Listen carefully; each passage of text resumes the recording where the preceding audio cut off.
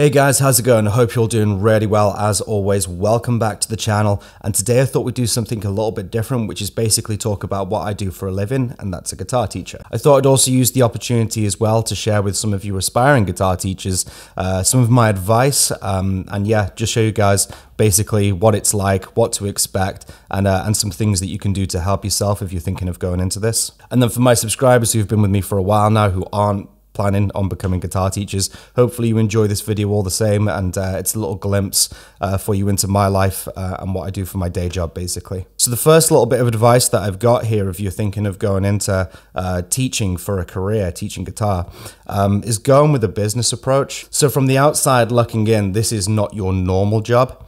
But from the inside, it's just like any other business, right? It just probably looks super cool from the outside because you sat there with a guitar on your lap and you're teaching people music and stuff. But at the end of the day, you're running a business, and you need to think of it like that if you're going to have any form of longevity and make a steady income from it. It might as well be, you know, violin lessons or basket weaving lessons. Yeah, at the end of the day, it's a business, it's a job, and you need to treat it as such. So that entails making sure that you've got a decent setup, okay, and a clear vision of how you're going to go about doing that. So whether it's online lessons like what I do, or if you want to sort of invite people to your home, or you're going to do mobile lessons, that sort of thing, make sure that you're well equipped for it, because at the end of the day, what you're trying to sell people is professionalism, right? At the end of the day, if it looks good, it's going to sell, right? So if you look like you're prepared to teach, yeah, people are going to be more interested in what you've got to offer. And also it's going to be a massive empowerment thing for yourself. If you've got sort of like the right gear and the right setup and a clear vision of what you're doing,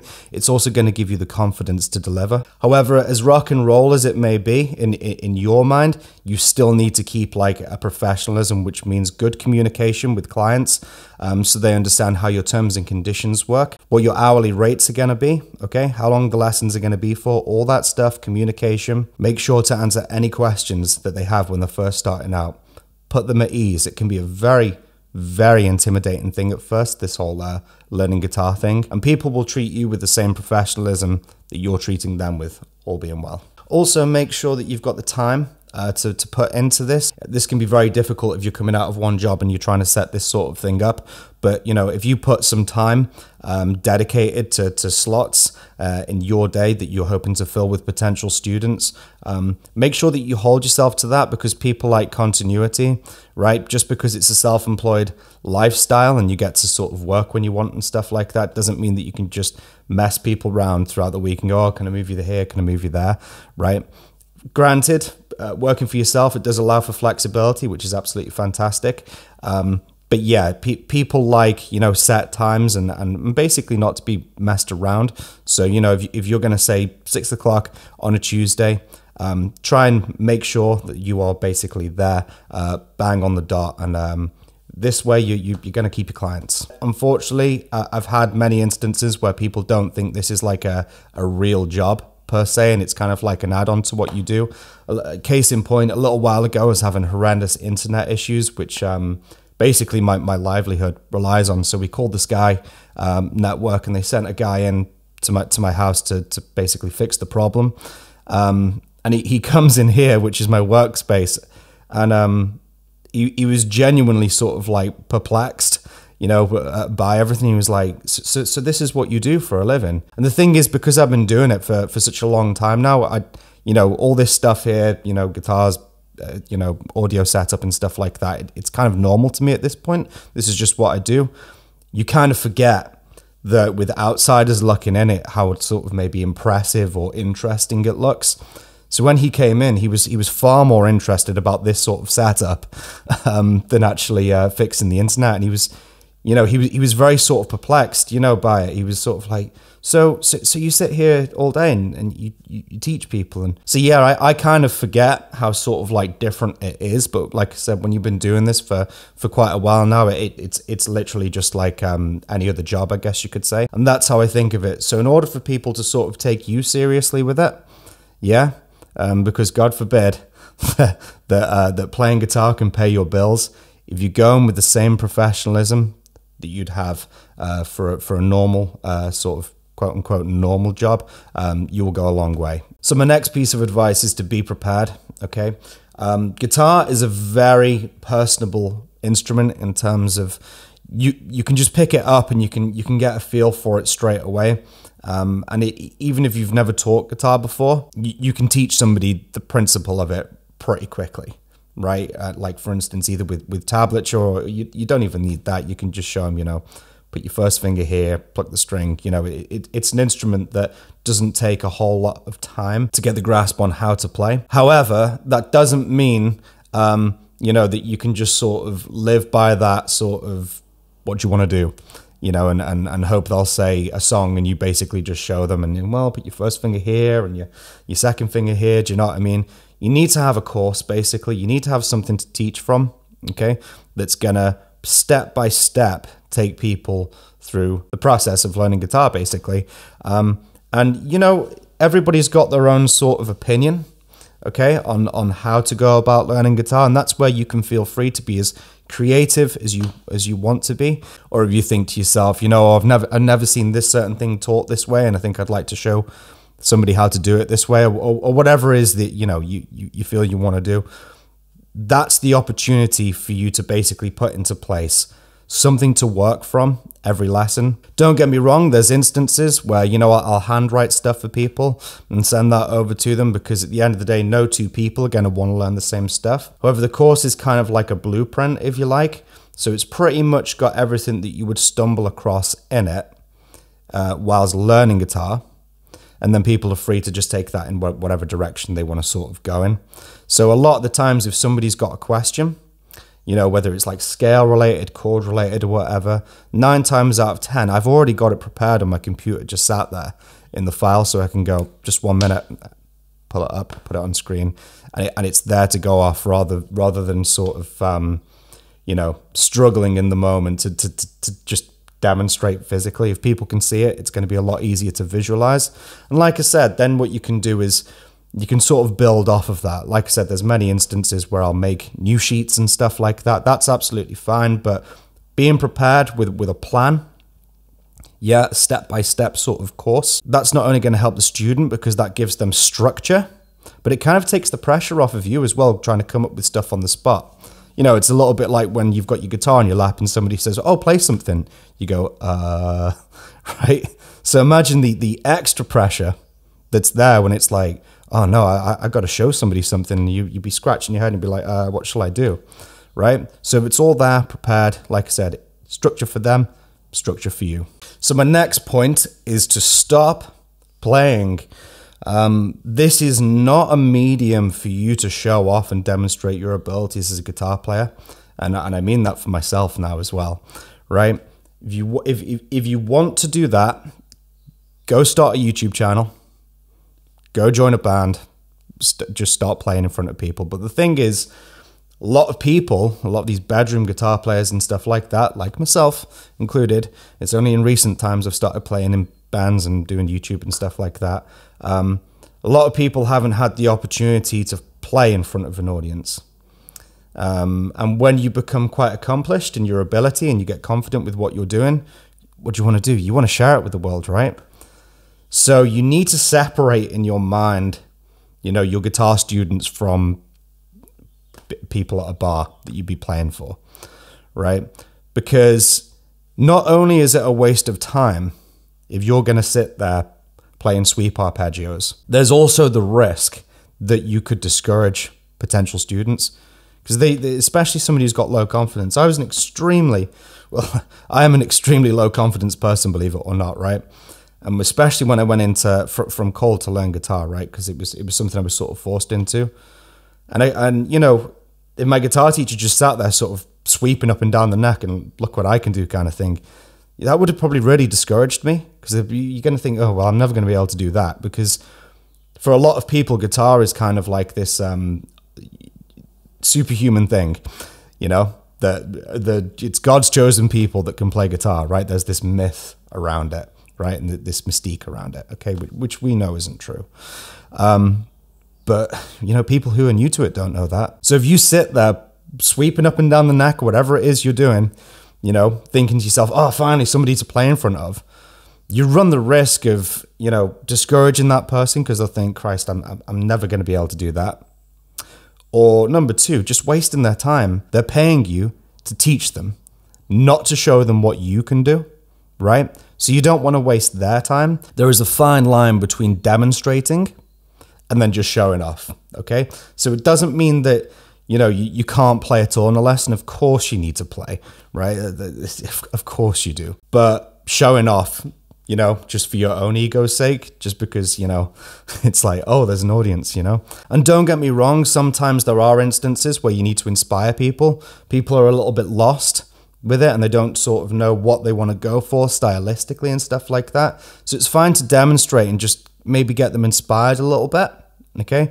You know, I've had to do that before, and usually, to be quite honest with you, it usually ends up with me messing up in front of them, because it's like, right, I'm going to try and play something, you know, impressive now to just inspire them a little bit because they've asked for it. But yeah, it usually ends up with me messing up anyway. But yeah, so that's fine as well, I would say. But you guys get what I'm saying by this point. Just don't show off, like the guy in the thumbnail. So my next piece of advice would be to learn people, okay? No two people are the same, which is a given. That means no two people learn the same way, okay? Lots of people will learn, you know, very visually. Some people will learn more sort of theoretically. Some people learn with getting the principle of things and need to just sort of be left to it. You know, some people need sort of like constant sort of guiding through, okay? There's loads of different approaches. No people are the same with that. And also people have different goals.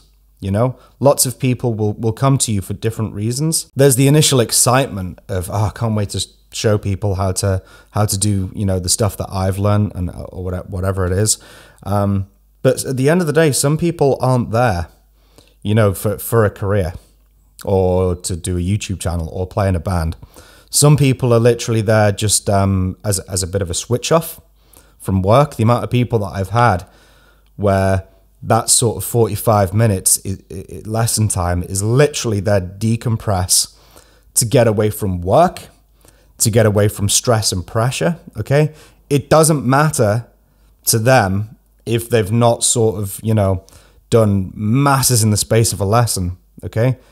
They may have just gone back and cut forth between like 4 chords with some basic strumming patterns, you know, or even like more stripped back than that, and they've been more than happy. They've been able to make a little bit of music and, most importantly, switch off from everything. And you'll find that's the case for a lot of people. But then on the other side of that, yes, you will get the absolute lifers for it, okay? Which is great. Make sure you're prepared for that because, you know, they're the ones who already sort of test your ability on what you're able to deliver. But yeah, just make sure that you're massively tuned into everybody's goals, what they're planning on doing with learning guitar and how they learn as well. There's no point trying to force a set way of learning on somebody who just doesn't learn that way. So you need to be flexible and adaptable in order to help people learn, basically. And the other thing there is just not to apply pressure. Like I said, not everybody is a lifer for it. Some people are there just for chill. Some people are there for serious. Some people, yeah, especially with the younger generation, are there purely because their parents or whoever it is want them to be there. They didn't particularly want to do it. I've had many instances of that, and that is very, very difficult. But you know how it is when you're young. You go into all these sort of like extracurricular activities, and it's like, oh, we'll give guitar a go as well, just to see how it fits, see if it's any good. And not everybody takes to it, and this kind of leads to my next thing, which is the clicking point. Okay, so don't be discouraged if not everybody's taken to it. Now, it took me a while to realize that everyone wasn't me, and let me clarify what I mean by that. So when I used to get home from my guitar lessons, the guitar would be straight out the bag and I just carry on playing. The guitar went to school with me. It just went everywhere, right? Everywhere I could get it. It was just my thing. And that's what I did. I didn't really have much else I was interested in. But when I first started doing this, I didn't realize that not everybody who comes for lessons is an absolute sort of like lifer to the point of obsession like I was. I didn't realize that when some people are done with the lesson, that guitar literally stays in the bag until the next lesson, right? And I used to panic a lot that people weren't progressing or students weren't progressing. And it took me a while to realize that, you know, not everybody is going to be as into it as you are for one reason or another. So don't get discouraged if they're not like really taken to it and they've not got sort of like the same fire and zest for it, that you have or I have or whatever. And that means that you need to be really perceptive. Like I said, with those who are really there for it, absolute lifers, and then some who are just kind of, I'll give it a go. Or, well, I'm only here because mum and dad want me to be here or whatever, But that's not to say give up either, because I've had many instances before where somebody's just not been interested, especially in the younger generation, not been interested in the slightest, and they've just sort of gone along with it. And then all of a sudden, there's a clicking point. Mine was when I heard Metallica. Okay, we all know the story. Yeah, that was the clicking point for me. I was going along with my guitar lessons. I knew I wanted to do it, but I wasn't really, I didn't quite know what I wanted to do with it. However, when I heard Metallica, it was like, that's it. That's what I want to do, and that changed my life. And that's when guitar became like the obsession.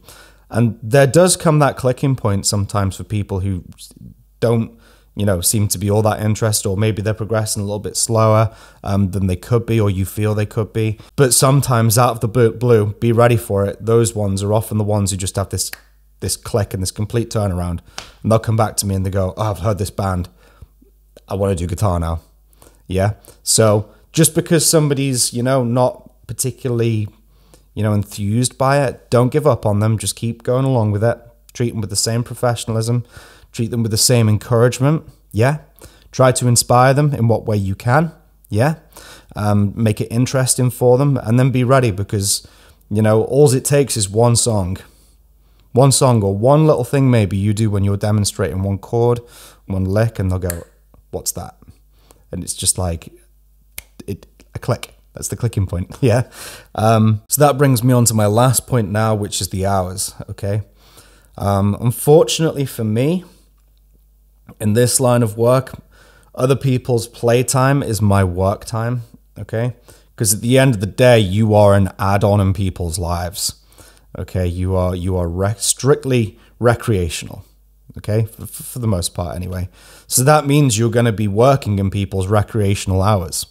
Right. So my days often don't get going until sort of like the 3 o'clock to 9 o'clock in the evening sort of mark, purely based on that's when people aren't working. Yeah. Don't get me wrong. I have day lessons as well.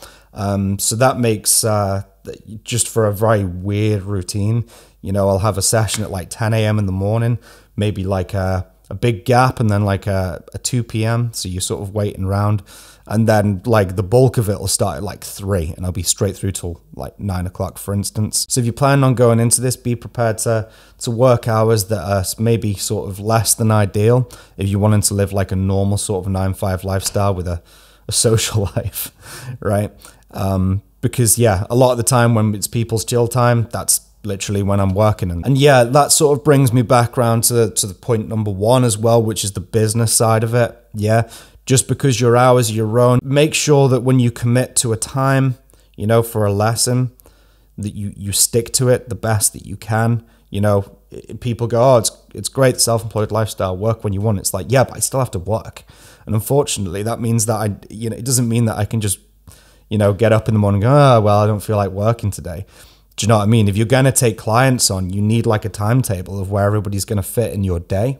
And you're going to need to stick to that, because come 6 o'clock on a Tuesday, they're going to be expecting their lesson at that time. And don't get me wrong, it is hard sometimes. If you look out the window and you can see people are sort of like coming home from work, or I'll be driving back from the shop or whatever, and everybody's going to like the pub, on a lovely summer's evening, that sort of thing for a wind down after work. And it's like, right, I'm on till 9 or 10 o'clock now, It can be hard because your day is literally flipped around.